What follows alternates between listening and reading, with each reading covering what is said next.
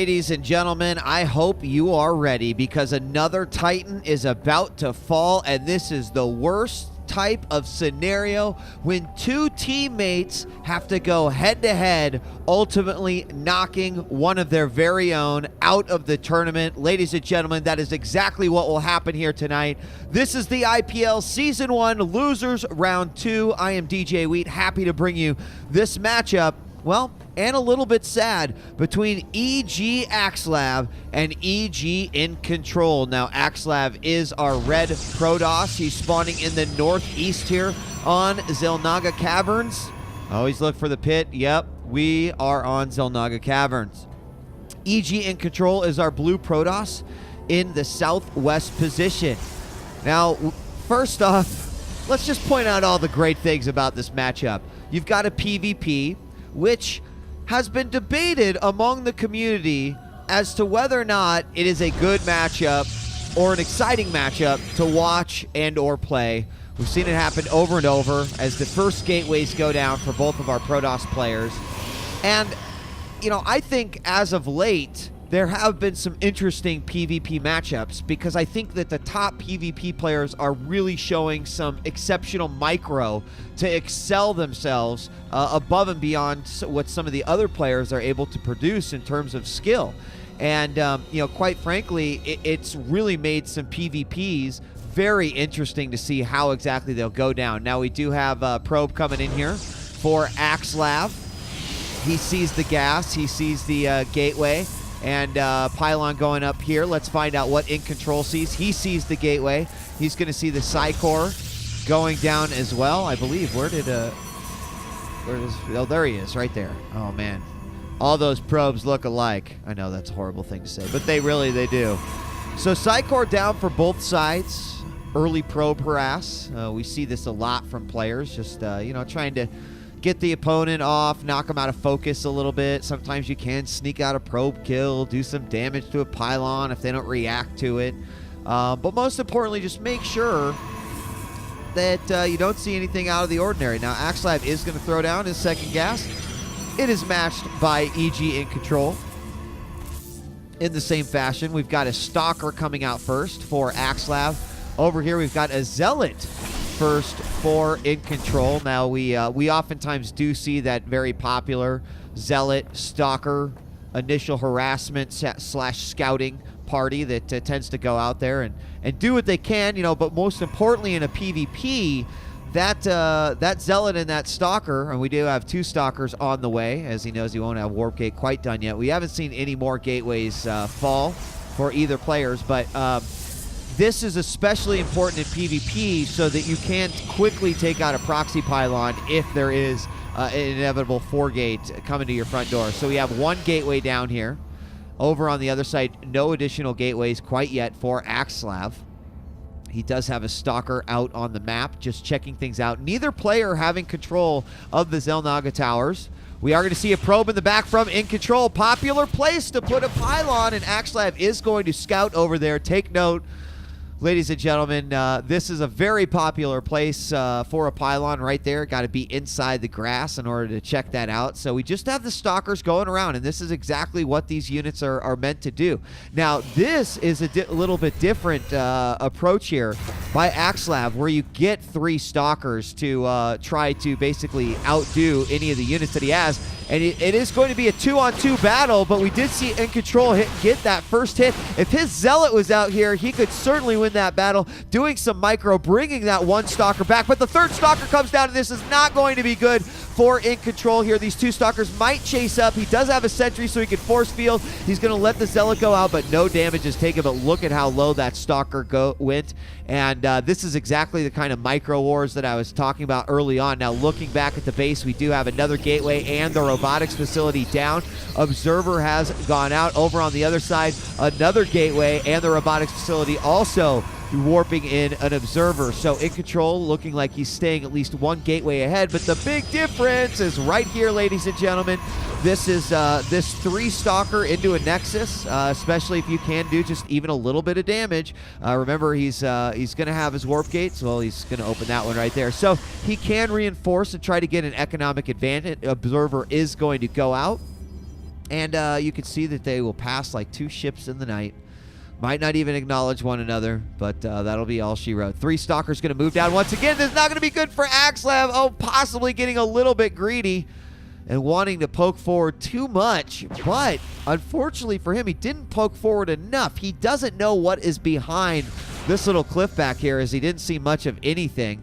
And, oh, the observer is in the danger zone. If he takes out this observer, that would be huge. And inControl does win that battle. That means another observer is going to come out of here. And Colossus are currently in production for Axslav. So he will actually have to skip a Colossus if he wants to get another observer out. Let's see what he is going to do there. As we'll keep an eye on the production tab. He says, no, forget about it. I don't need another observer. I'll go ahead and go for the Immortal.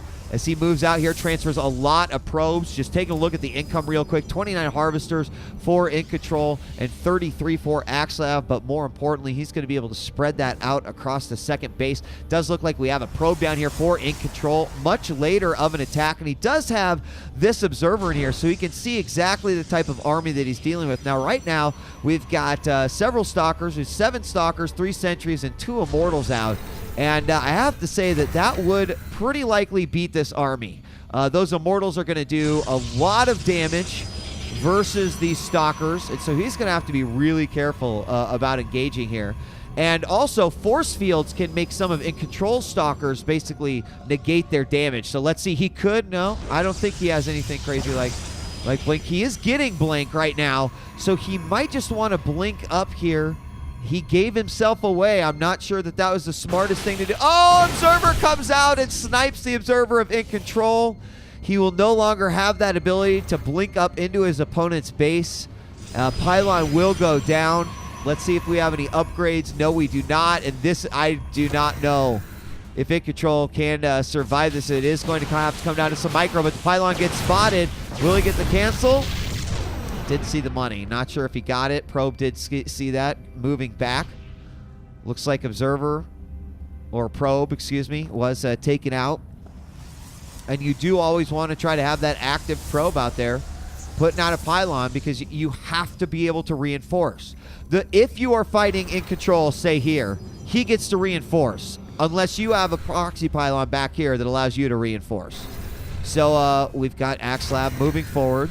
Something to keep in mind. Now, does he? I thought he had an observer in that army. He does. He's got to be careful not to lose this observer. Oh, looks like he's going to move forward. Again, watch out for... Oh, he's going to blink away.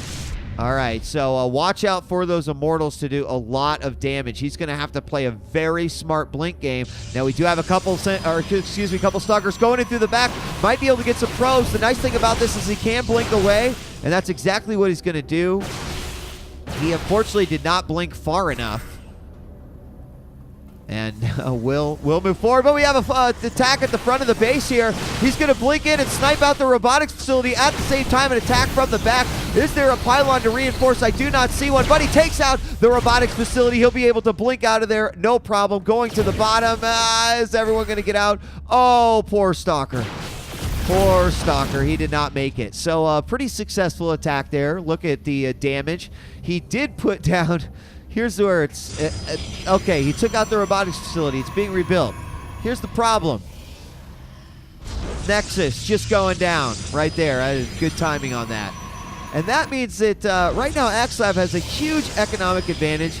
We do have inControl sitting on a lot of minerals. He has the Twilight Council. He's going to put together a Stargate as well. He's going to move his entire Stalker army around the back. Now, I wonder if maybe there should have been a forward pylon. Uh-oh. He's moving around from the back.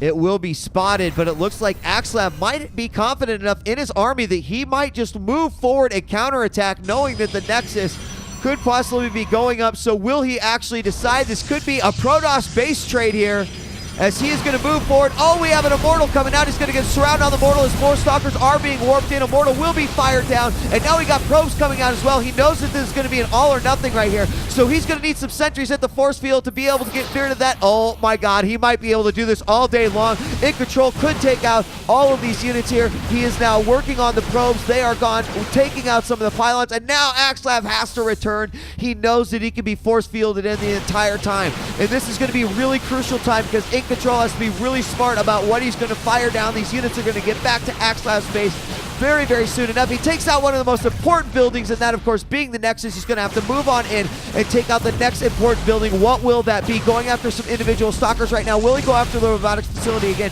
He does go after the robotics facility again, as we have another mortal coming out, and it does not come out. He goes down. He'll be able to blink out of here with no... Oh, but Axslav leaves an army down below, knowing that was going to be his escape route.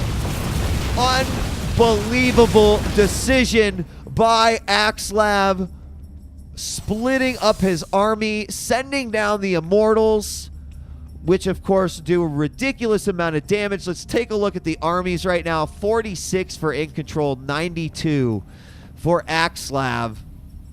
And while there was so much action in that game right there, and I actually thought for a moment inControl might be able to do enough damage.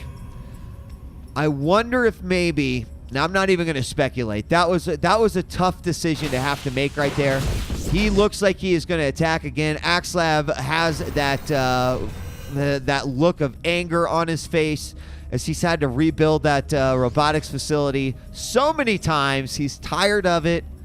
If only he got better each time he built it. He's going to move forward here. I think this could be game over for inControl. Take a back look. We've got a Void Ray coming out from inControl, but that will be focus fired down very, very quickly by Axslav. Despite some of the great action that we saw, we do have some cannons at the front.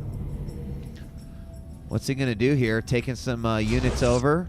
I think that inControl might be going for sort of a last-ditch effort here as he's getting the Void Rays out. Looks like the Protoss Axslav is going to check for the possible expansion that could be hidden on the wing, and he was absolutely right. Look at the amount of money that inControl has right now. The problem is that he, he's not necessarily putting down gates. He spent a lot on defense. He's going to send more stalkers in, try to do some more damage, but already a lot of units here for Axslav. He is going to dance around. Beautiful force field. That was an absolutely pristine force field by Axslav, and he will stop these blink stalkers. It's the best way to stop them while their cooldown is underway. Here comes the rest of the army. I'm sorry, buddy, but you are not going to make it out of here alive. And he does go down. So expansion going down again. That's partially one of the reasons why inControl was floating a lot of minerals, because he knew he was going to have to get an expansion down, and he also knew he was going to have to get units with it. Now, it'll be interesting to see what happens if these cannons get down. I think Axslav may actually approach the front here a little bit too quickly, and he looks like he's a little bit hesitant. We do have these Void Rays out, but they have nothing really to charge up on. Going to go after these Zealots. Some force fields do separate them from the Stalkers, but all those cannons get whittled down to absolutely nothing. More Stalkers coming in from the back, but just quite simply not enough for inControl. He doesn't have the expansion up. Axslav has an expansion. There we see the final Void Ray about to fall, and there is the GG as Axslav takes game number 1. A great set of attacks and counterattacks throughout that game, but ultimately Axslav takes a little bit of a macro lead, getting that natural expansion up, and inControl, he just was unable to do so. So ladies and gentlemen, IPL Season 1 continues with Axslav versus inControl Game 2. Check it out.